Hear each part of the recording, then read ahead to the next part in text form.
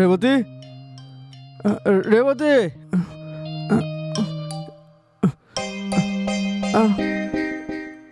রেবতী।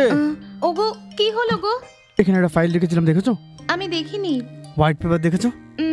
না গো, কিছুই দেখিনি আমি। এই ব্যাপার, তাহলে কোথায় গেছে? কি হয়েছে গো? কি হয়েছে জিজ্ঞাসা করছো? একটা ইম্পর্টেন্ট কাগজ ছিল এখানে। এটা কি বলছো? কি কালারের ছিল সেই পেপার? আমি বললাম না হোয়াইট কালারের ছিল। সকালে সাফ করার সময় তুমি এখানে দেখেছো কোথাও? এক মিনিট দাঁড়াও, আমি এক্ষুনি আসছি। হে কি ভগবান, কোথায় গেছে? প্রথম থেকেই ও রেগে একেবারে আগুন হয়ে রয়েছে। যদিও জানতে পারে যে এই পেপারটা আমি নিজে তো জানি না কি হবে আজকে। হে ভগবান, ওটা তো খুব ইম্পর্টেন্ট পেপার বলছে। দিয়ে দিই, যা কিছু হবে দেখা যাবে।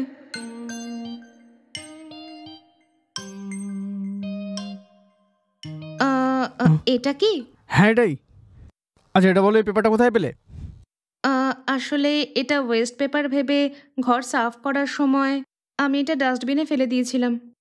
এটা বিছানার নিচে পড়েছিল, তাই এটা ওয়েস্ট পেপার ভেবে আমি ডাস্টবিনে ফেলে দিয়েছিলাম। তোমার কোনো জ্ঞান বুদ্ধি নেই নাকি? কোনো পেপার পেলে সেটা ডাস্টবিনে ফেলে দিতে হবে? ওখানে কি লেখা আছে কিছু দেখবে না নাকি? শিক্ষিত মেয়ে দেখে আমার সাথে বিয়ে দিয়েছে, এখন দেখছি অশিক্ষিত। দেখে তো মনে হচ্ছে মাথায় কিছু নেই। সত্যি তুমি পড়াশোনা করেছো তো? তোমার মাথার ভেতর কোনো বুদ্ধি আছে নাকি গোবরই গোবর? এরম চলতে থাকলে আমি পাগলই হয়ে যাবো। চল হাট। এটা কত ইম্পর্টেন্ট কাগজ জানো তুমি? কোনো পেপার পাওয়ার পর সেটা কি লেখা আছে দেখার পর ডাস্টবিনে ফেলো। তোমার সাথে বিয়ে করার পর আমার জীবনটা শেষ হয়ে গেছে। ভেবেছিলাম একজন শিক্ষিতকে বিয়ে করেছি, এখন দেখছি বেকুব। কপালটাই খারাপ আমার।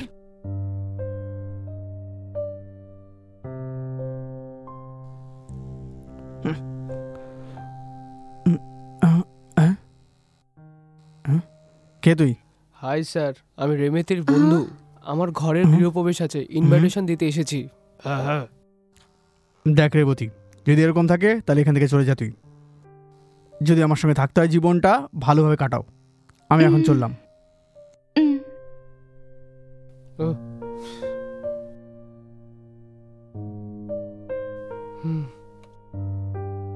ও এইরকমই, তুমি ভেতরে এসো।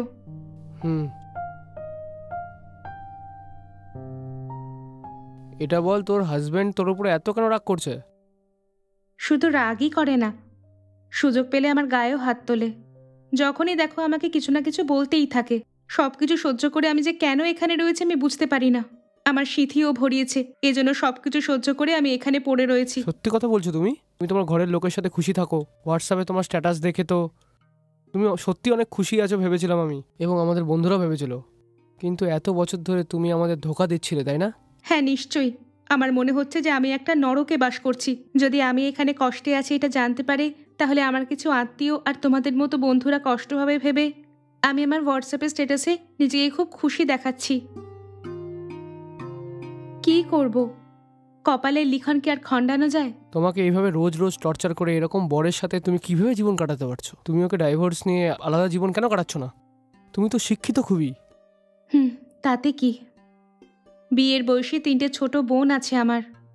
এর থেকে ডিভোর্স নিয়ে যদি আমি ঘরে গিয়ে বসি, তাহলে বোনদের কি করে বিয়ে হবে বলো? আমার মা বাবা ওখানে থাকতে দেবে কি আমাকে? এই জন্যই এখানে যা কিছু হয় সেটাকে নিজের মনের মধ্যেই দাবিয়ে রাখি।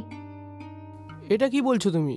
ওদের লাইফের কথা ভেবে তুমি নিজের লাইফটাকে নষ্ট করছো। যাই বলো তুমি, তোমার এই অবস্থা দেখে সত্যিকারের আমি সহ্য করতে পারছি না।